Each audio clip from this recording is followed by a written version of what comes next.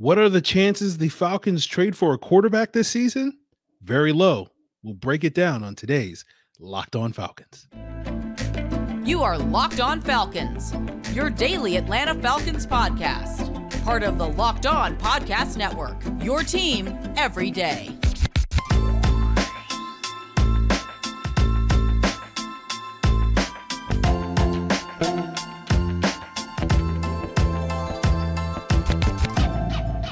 Welcome back, everyone, to another illustrious episode of the Locked On Falcons podcast, your daily Atlanta Falcons podcast, part of Locked On Sports Atlanta, your team every day. And today's episode is brought to you by PrizePicks, the easiest and most exciting way to play daily fantasy sports.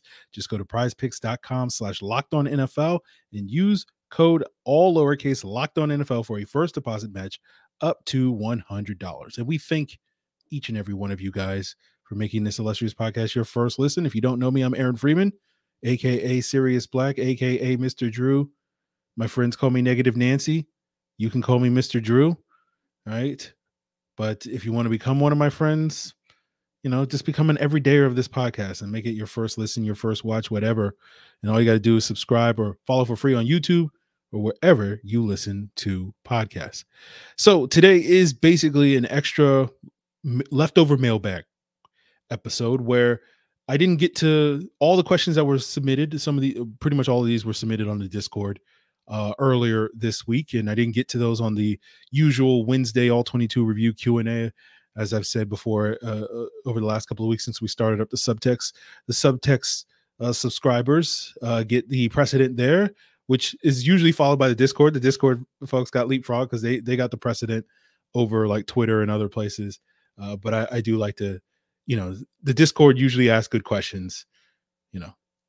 Subtext and Discord are really the only places now where I can get my dialogue with Falcons. But anyway, so one of those questions was, asking about the chances the Falcons make a midseason trade for a quarterback. And that, I felt like, hey, that was a big topic of conversation on Twitter and elsewhere.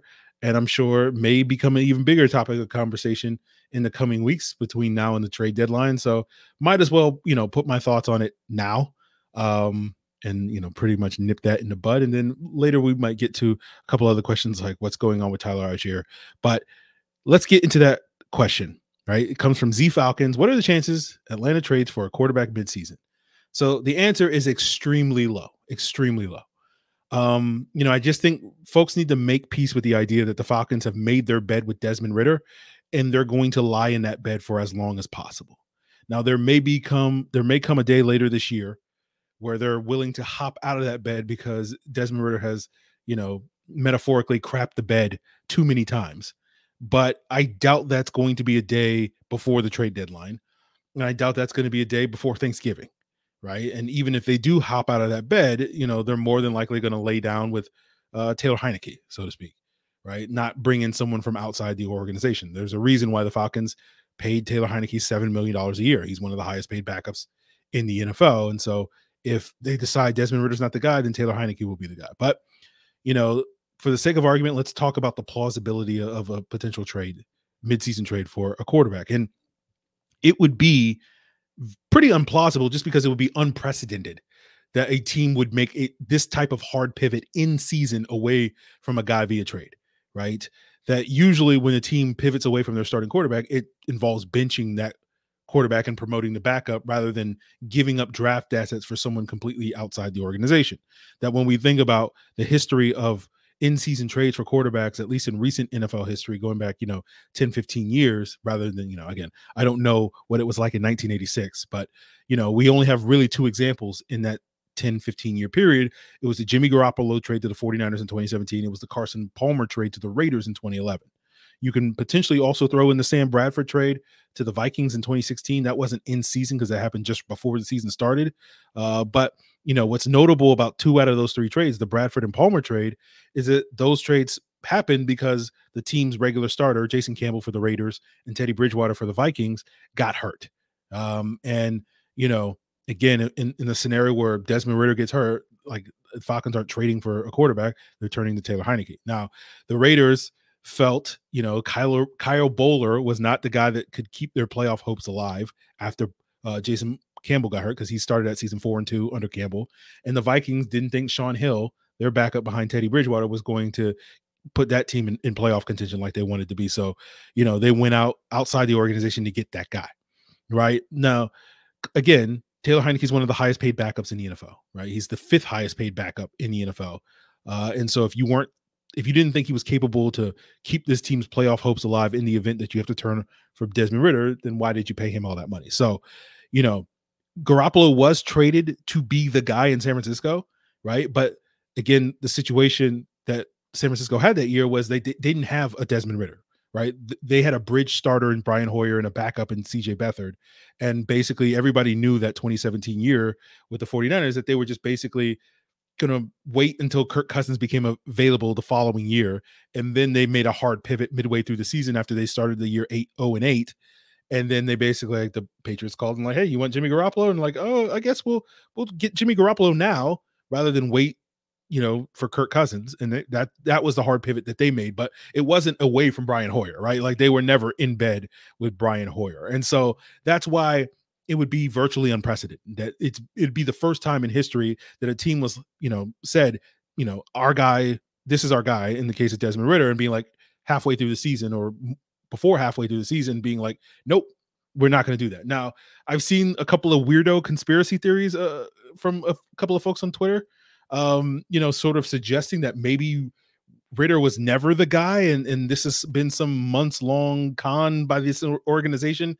And like, I just sit here baffled and I'm like, when I see stuff like that, this is like, that's the thing that gets me out of bed each and every day, guys, to do this illustrious podcast daily, because I'm like, man, if I wasn't here, and again, this is going to sound arrogant, but like, if I wasn't here, like this would be the type of analysis that you would get from certain people with platforms here, where they would be like trying to sit here and sell you this conspiracy theory. And it's like, that's what I mean when I say, like, there's constantly so many other people out here that just blow smoke up your butt, and it's not, and it's they're talking out their own butts to blow smoke up your butt, sort of suggesting that a midseason trade in any shape or form is plausible. It's not, right? And like, I don't think the people that are pushing that narrative are doing it for like nefarious means, like, oh, I'm gonna say this thing to get the views and the likes and whatnot.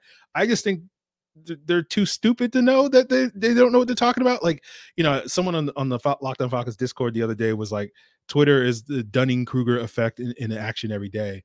And like, if you don't know what the Dunning-Kruger effect is, like, basically it's like stupid people are too stupid to realize how stupid they are. Like, that's the easiest way to explain it without nuance. If you want to look up Dunning-Kruger, but it's like, people are talking about the Falcons making a midseason trade as if it's like a plausible reality. But let's play the game, right? Because I'm bored and I got nothing else to do today, and I'm sure many of you got nothing else to do today.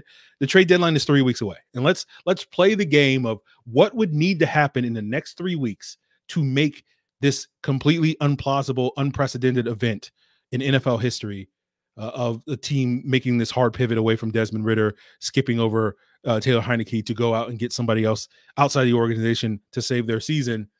What would need to happen in the next 3 weeks to even make that a smidge plausible? And we'll break that down as we continue today's Locked On Falcons.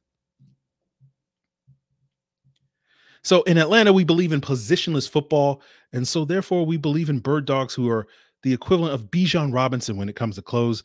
Bijan looks good in any formation. Bird dogs are going to make you look good in any occasion. You can wear them to the beach if you forget your swim trunks. You can rock them at the gym, go out for date night. You can wear them to the games, or just when you're lounging about the house. Bird dogs invented cloud knit fabric that's going to look just like khaki, but stretches to give you that waist slimmer fit, so that you don't have to sacrifice any movement.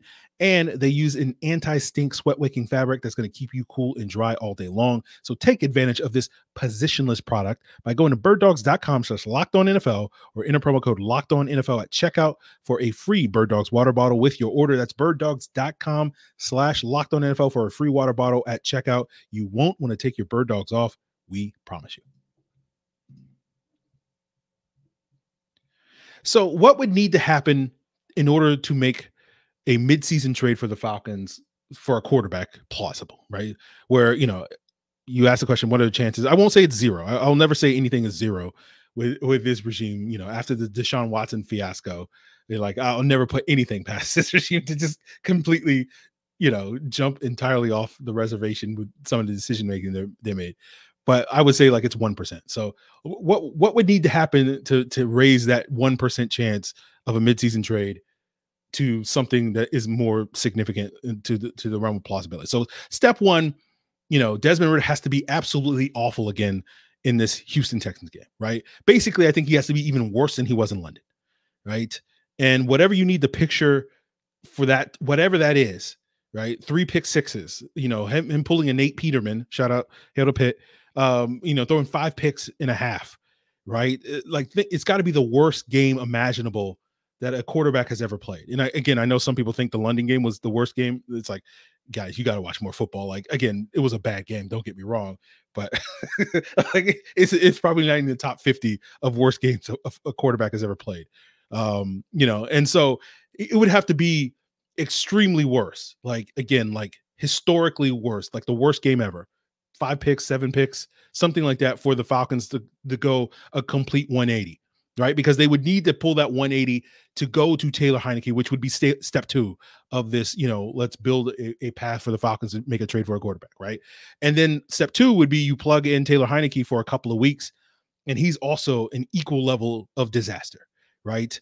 That you're not going to go from Desmond Ridder to Kirk Cousins to Justin Fields to Jacoby Brissett or whoever you guys are imagining the Falcons are going to trade for in this midseason scenario immediately. You're going to have to exhaust all your internal options before you turn to that external option. And one game of Taylor Heinicke is not, in my eyes, going to exhaust those options. Even if it's a bad game from Taylor Heinicke, you're going to give him multiple games, and he's going to have to be an equal level of disaster.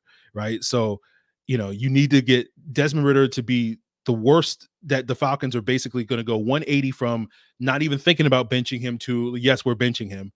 And then you need to plug in Taylor Heinicke for at least 2 games. And, instead of throwing 5 picks in one game, like we're imagining Desmond Ridder do, maybe Heinicke throws 5 picks across 2 games, which actually is probably more plausible given that Taylor Heinicke has a tendency to turn the ball over. He led the NFL in turnover-worthy plays last year. He was top 5 the previous year with Washington. His turnover-worthy play rate is roughly the same as what Desmond Ridder's is this year. It's like Ridder's is 6.6 according to PFF. Heinicke's is 6.3 last year. By the way, Jameis Winston, his 30 interception season was 5.4. And, we didn't talk about Taylor Heinicke's issues this offseason because it was like, what's the point? Because they're not that relevant because, the world where Taylor Heinicke's playing is a world that we don't necessarily want to imagine. Like, again, short-term, Taylor Heinicke can give you decent play to keep your playoff hopes afloat if he has to be the short-term starter for a couple of games this year because Desmond Ridder gets hurt or something. But, the idea of Taylor Heinicke being your answer long-term, over the course of, 10, 12 games type of thing, never really seemed feasible because it would basically mean something has gone horribly wrong. Either Desmond Ridder suffered a season-ending injury early in the season or he was an absolute disaster. Right. The worst possible thing imaginable. Again, like worse than Zach Wilson, like worse than Jared Goff, worse than Deshaun Kaiser, that type of thing. And I know I compared him to some of those quarterbacks in that London game because, I was in an emotional state. But, I think one half of terrible play, which is what, I'm in a better place now with Desmond Ridder because watching the film, I was like, okay, the first half was atrocious, but like it wasn't really the second quarter. Like the first quarter, again, I won't say it was fine, but anyway, that's a conversation for another day. I would just say like basically they would have to go from step 1, which is Ridder being horrible, the worst quarterback ever, to step 2 being Taylor Heinicke being terrible. And then maybe you get to step 3, which is now you're making that desperation trade for a quarterback. But, I don't think we're close to that there. I think people need to relax a little bit. But, if you were to get to step 3, and you're exhausted all your internal options, would you feel comfortable with Terry Fontenot and Arthur Smith making that decision to go outside the organization to get this quote unquote savior, whoever you're picturing as this midseason quarterback? Because I think if we reach that point, if we got to a point where step 3 is now being entertained, where the Falcons have to go beyond the internal pieces, like, I don't think the conversation's about the quarterback anymore, guys. I think the conversation's entirely about this regime, right? And, I've seen a lot of people in the last couple of days second guess some of the decisions that this regime has made in regard to the quarterback over the last few months and or weeks and or years. And I think if we got to step 3 is basically what I'm saying. I think we would all be doing that. I'm not quite there yet because I feel like, in general, I'm not a big fan of revisionist history, and not to mention some of the quote unquote mistakes that have been made. I don't think are really big mistakes. Like, they're minor nitpicks. I think, like, people being like, oh, well, Ridder's struggling because he didn't get enough preseason reps. And then you have other people saying Ridder's struggling because he didn't compete for the job, which basically means if he would have been in a competition, he would have gotten less reps in the summer in practice in the preseason. And so, like, you have one side saying like he didn't get enough reps, and another side saying he got too many reps, right, for not having to compete for his job, right? And it's just like, which one is it? And so, like, for that reason, like, I think they kind of cancel each other out, and both of them are pretty irrelevant to the conversation. Then you also have the revisionist history of like they should have started Ridder sooner last year, and so then they would have been able to figure out that he's no good or whatever the conclusion would have been. And I don't really agree with that, because again, I don't think starting, it was only realistic that the Falcons would start Ridder like in week 11 last year as opposed to week 15.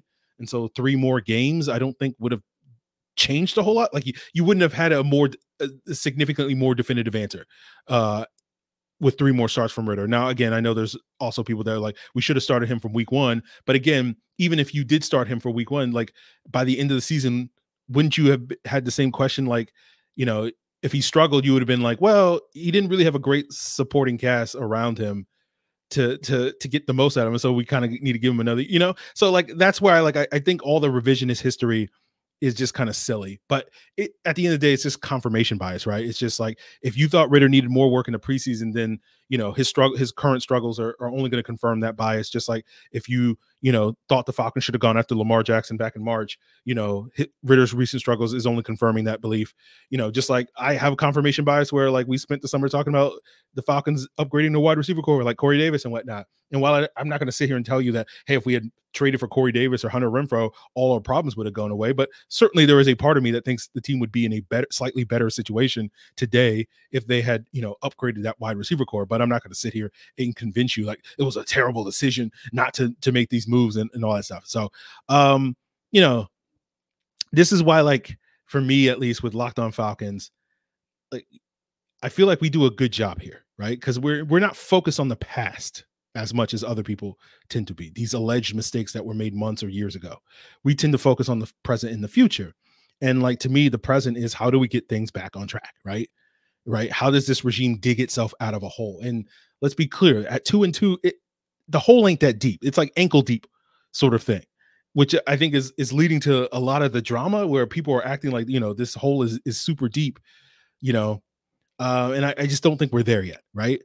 And I think, if they can't get this thing back on track, right, then I think the conversations, that's going to be the present situation. But the future then is going to, that present in the future is going to be, should they be in charge of making future decisions if they can't get this thing back, headed in the right direction, right? And we're not there yet. And I think certainly it's been troubling to me that we're four games into the season. And, like, even though I'm not, like, consumed by that idea of, like, this coaching staff and this regime being on a hot seat, the idea that it's like, oh, now this is real now. Like, it could be a thing in a couple of weeks or months where they are legitimately on the hot seat. And that is what's troubling to me, right?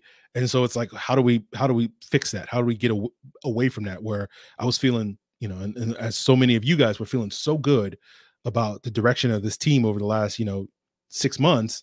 And it's like, it's been suddenly derailed so much. And so that, to me, is the thing that's troubling me a lot more than necessarily why didn't Desmond Ridder get, another series of work against the Dolphins. Like, but if that's the thing that you're caught up worrying about, then, do you. But, we'll finish our conversation in a second. But this sort of, like, place that we're at, again, we feels like it's so far away from a listener question that was asked after the 2-0 start, of like, oh, will we ever be under 500 again this season?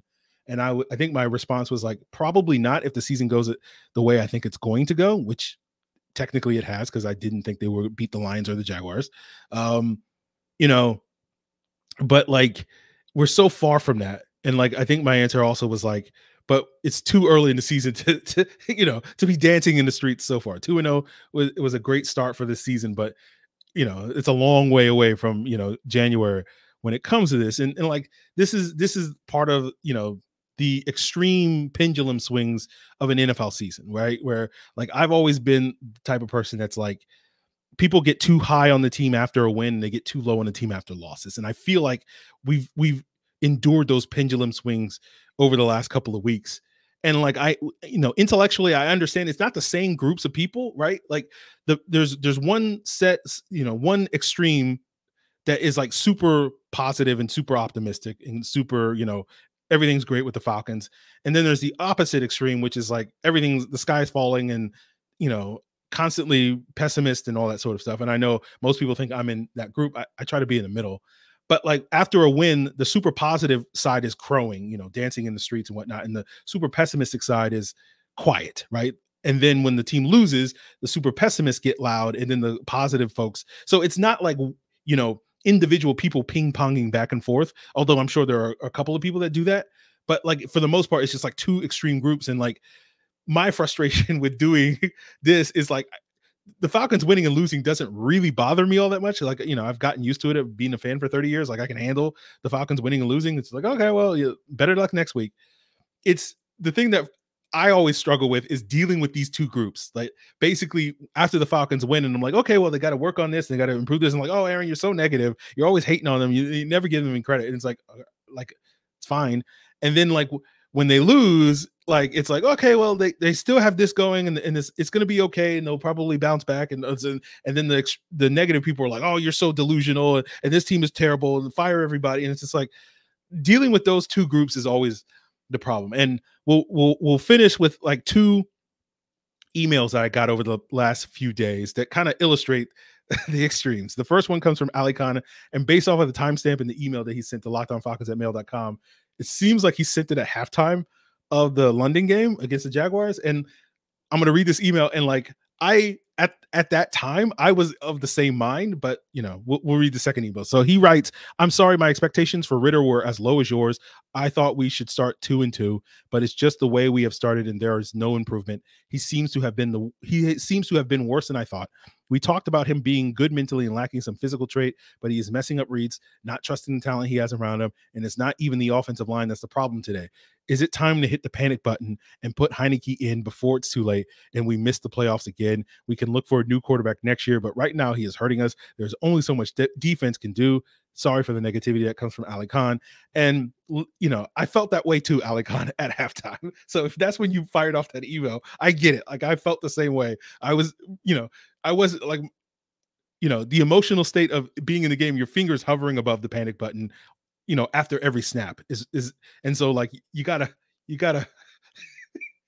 send that email to drafts and then, rethink it on Monday before you hit send. Our next email comes a couple of days later, comes from Jim. He says, I was determined not to bug you throughout the season, but feels some context is needed. I know Desmond Ridder is holding the team back right now, but he has started a total of 8 games. I went through the blogs of all the NFL teams that lost this weekend, thanks to an underperforming quarterback. 5 top comments were fire, insert coach's name here, bench, insert quarterback's name here. The season is over. I've had it. Tank to get insert most popular quarterback here. College quarterback here. The quarterback becomes the human lightning rod for frustrated fans. All the talk about giving Ridder the season to see if we have the right guy flew out the window with the pick 6 against the Jaguars. Get a grip. We could be the New York Giants fans. Daniel Jones has started 57 games in the NFL. He is on a $40 million contract. Interestingly, his stat line last night against the Seahawks was very similar to Desmond Ridder's effort against the Jaguars, except he was sacked 10 times. I am just as disappointed as you are, but I think context is helpful.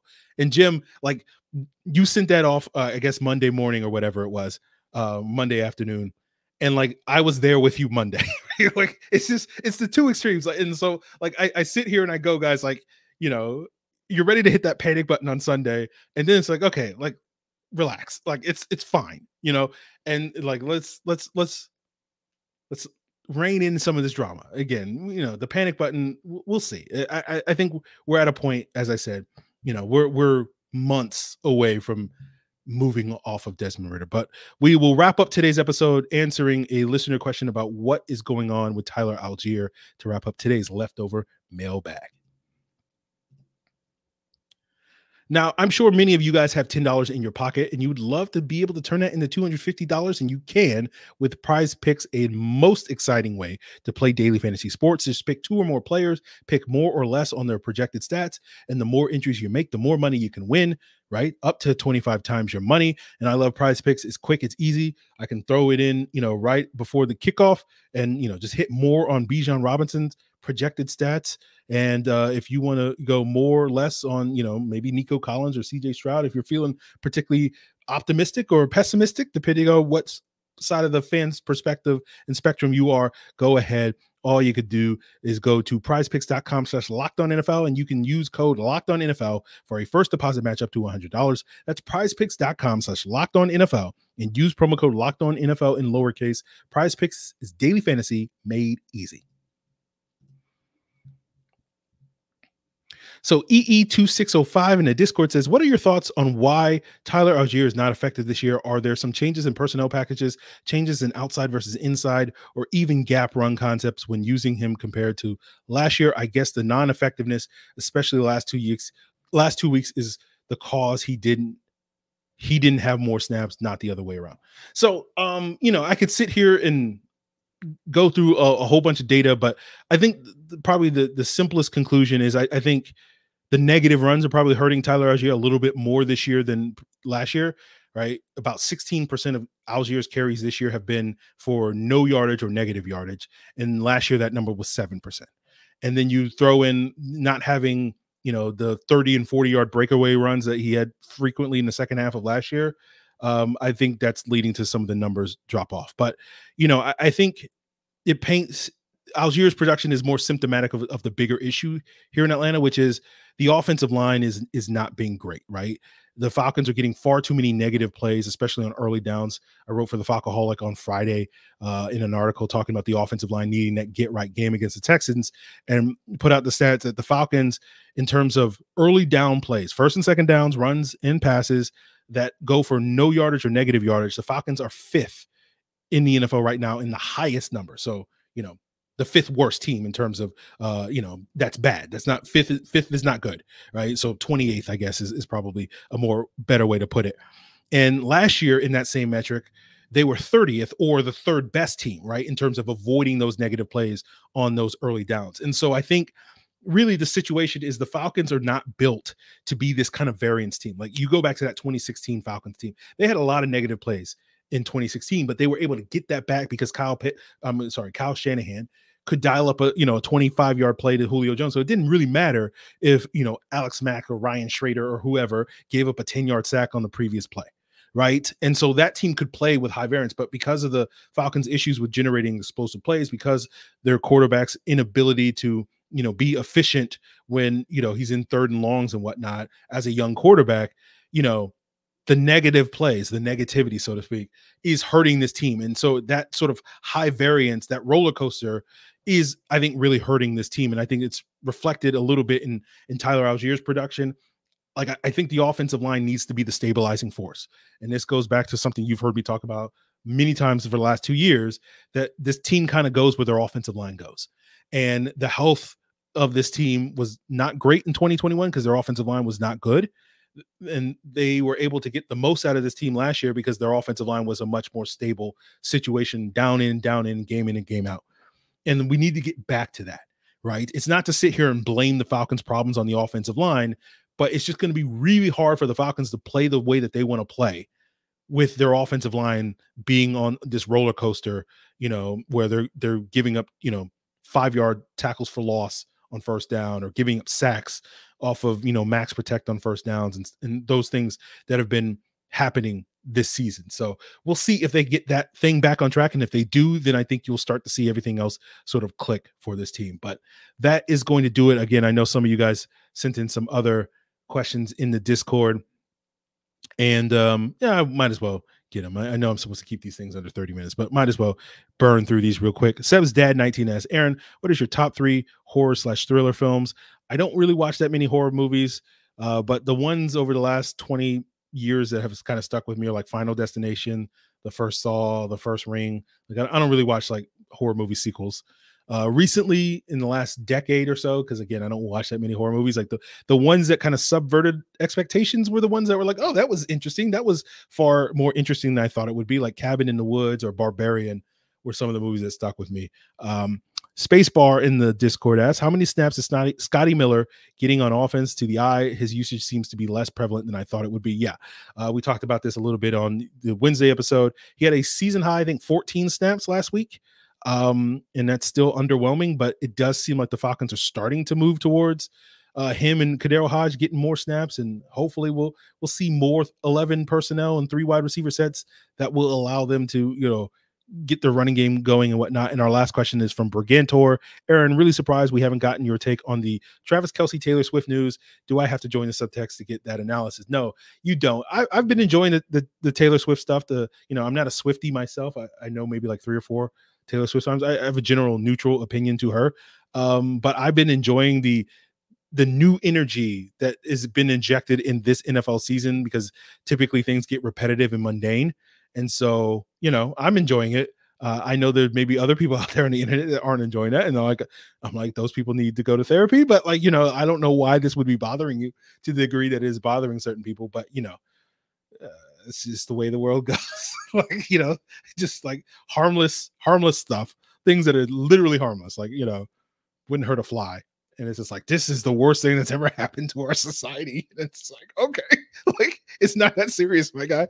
But that you don't have to join subtext to get that type of analysis, but you can join subtext to get,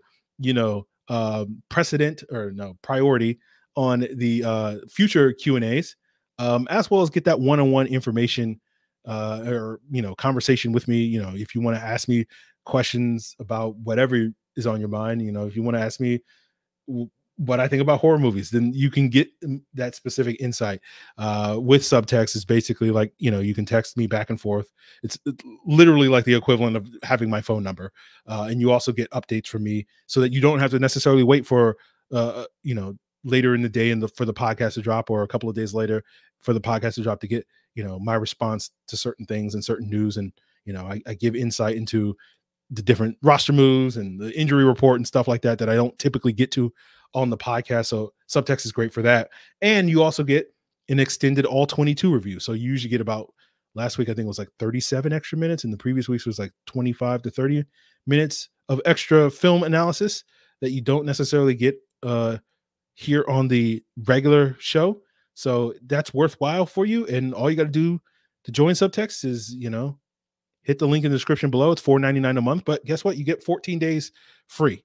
So you can try it out for a week or 2. And if you like it, you can keep it. If you don't like it, hey, it won't be the first time people didn't like a thing that I did. This is basically the first 8 years of this podcast was basically that. So, I'll live. You won't hurt my feelings. So, join if you want. If you want to submit questions to future Q&As, then you can do so via email at lockedonfalcons@mail.com. Don't ask me questions on Twitter. So I ain't about that life, ball.